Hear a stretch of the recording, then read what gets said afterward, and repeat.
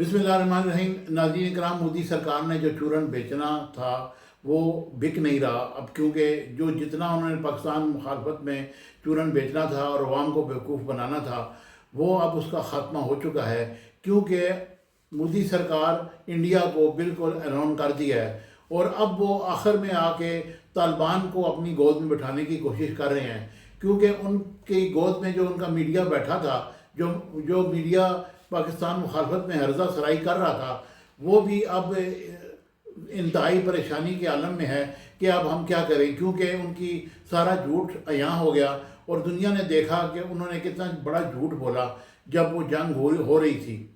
तो अब अपोजिशन ने ये जब देखा कि भाई इंडिया में हमारे ख़िलाफ़, हमारे मुल्क के ख़िलाफ़, यानी कि वो कह रहे हैं कि नेपाल भी हमारा मुखालफ हो गया, चाइना भी मुखालफ हो गया, पाकिस्तान भी मुखालफ हो गया, इवन के बांग्लादेश भी मुखालफ हो गया।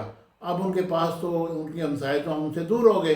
तो उन्होंने फिर अब उन्होंने आड़े हाथों लिया मोदी सरकार को और वो क्या कहते हैं ये मैं आपको सुनाता हूँ। लेकिन हकीकत यही है कि पाकिस्तान में मोदी सरकार के ख़िलाफ़ किसी किस्म का कोई बयान नहीं जारी किया जाता। हुकूमत सरकारी तौर पर बयान जारी करती है, अवाम तो उनको जूते की नोक पे लिखते हैं।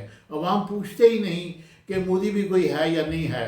कभी कोई डिस्कस हो गया, क्योंकि यहाँ पर अगर इलेक्शन होते भी हैं तो वो इंडियन मुखालफत में नहीं होते, वो ऐसे होते हैं कि लोगों को बताया जाता है कि हमने कौन सा काम करना है, कौन सा नहीं करना, वो एक अलग इशू है। लेकिन इंडिया में जो इलेक्शन होते हैं वो पाकिस्तान मुखालफत में होते हैं और पाकिस्तान मुखालफत में वो वोट लेकर जीतते हैं। अब मैं अपोजिशन जो इंडिया की अपोजिशन है उनकी एक रहनुमा ने एक तकरीर की जो बड़ी वायरल हुई। वो तकरीर मैं आपको सुनाने जा रहा हूँ और फिर आप बताएं कि वाकई मोदी का चूरन जो है वो नहीं बिक रहा, और ये देखें कि किस तरीके से अपोजिशन उसको आड़े हाथों ले रही है। ये आज पाकिस्तान के नाम से डरा रहे हैं और वैसे कहते हैं हम बहुत मजबूत है। हर बात के लिए पाकिस्तान, हर बात के लिए पाकिस्तान।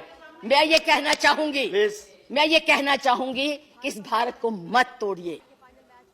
पाकिस्तान आपसे नाराज, चाइना आपको कुछ नहीं समझता, नेपाल भी आपसे खफा हो गया है और बांग्लादेश था जिसको भी आपने इसे नाराज कर दिया है। आप लोगों ने किया है ये सब। अपनी करतूतों को छुपाने के लिए उन लोगों की मदद ले रहे हैं। आपके पास कोई प्रोग्राम नहीं है, आपके पास कोई कार्यक्रम नहीं है, केवल एक कर्म है कि गोली से उड़ा दो जी, मार दो जी, खड़ा दो जी, यही आपकी एक।